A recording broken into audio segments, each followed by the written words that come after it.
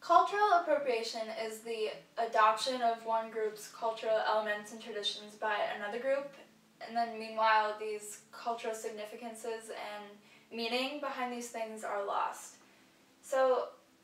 this year at Coachella we saw a lot of fans and people entering wearing things like bindis and headdresses. Throughout the years people acquire certain mannerisms and traditions that are unique to their cultures, and then people are willing to just come in and kind of change those meanings and use them in more fashionable ways and use them as hip and pop culture. Bindis are these traditional forehead pieces, and they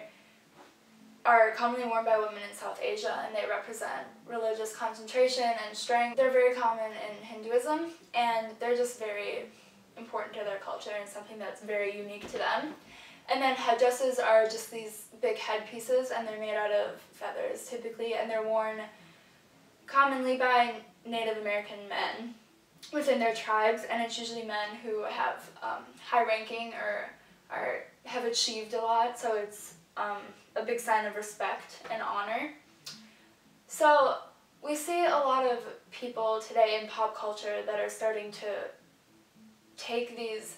big cultural traditions, like we see Selena Gomez and we see Kylie Jenner walking into Coachella and they're wearing bindis, and it's just really disrespectful because by doing this they're completely taking away the cultural significance of these things and they're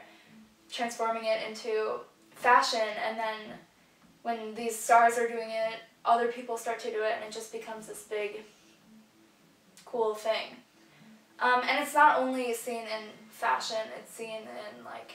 foods and music and religious practices, so it's just something that's huge in pop culture today and something that isn't noticed closely enough.